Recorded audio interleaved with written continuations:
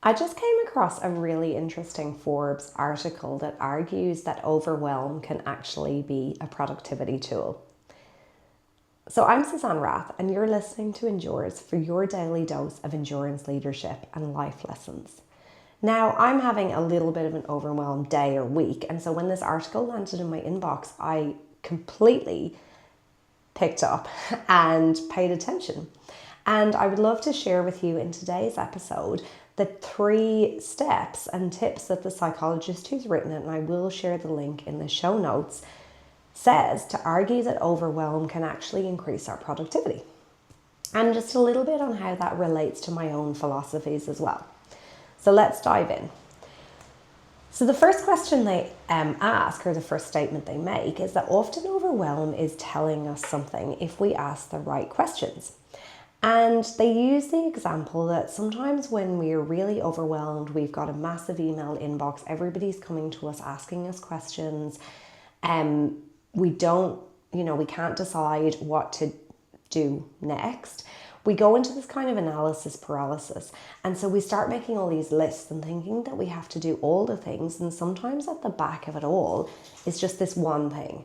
We're procrastinating over that one email we have to send, that one phone call we need to make. And so we're getting overwhelmed because we're so busy telling ourselves that we need to do everything, where really if we eat the frog and do that one thing, then we can actually start moving forward. So we can turn overwhelm into a tool. And this is a lot of what I work with the navigate stage of my Endures formula. So choosing the right steps to take next. Now, the second point they make is that we can reappraise overwhelm. And this is a variation of a point that I actually make in my keynote, Beyond the Peak. So we know that there are copious bodies of research that show that anxiety and excitement physiologically feel the same in our bodies, right? Our cortisol spikes, our heart rate might rise, we feel a bit tingly, we feel a bit on edge. And the difference is in how we interpret it. So the psychologist writing this article says the same thing about overwhelm, which is such a different way of looking at it, because sometimes we frame overwhelm as a little bit different from anxiety, but it's just this combination of these anxious symptoms. And so if we can reframe it in our minds and appraise what it's telling us, it completely shifts our mindset.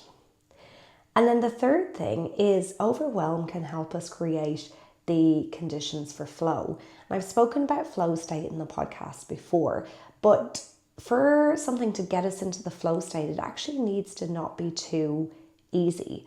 So it needs to be challenging enough that we have to pay attention, that we have to be present with it.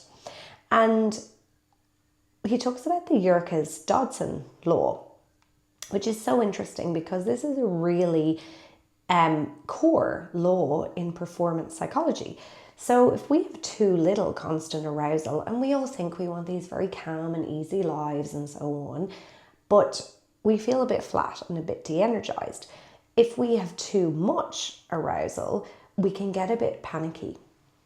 And so when we start getting overwhelmed, we want to try and find that peak point where we get optimal performance, right? So where we're alert, but where we're also a little bit uncomfortable. And this is where we grow from. So as we close out today, I just invite you to think that when endurance athletes or sporting teams start to feel that pressure and that overwhelm, it's not actually a sign to stop, and it's not necessarily a sign that something's going wrong, but often it's a signal that, we need to change our pace, we need to change our priorities, or we need to pivot.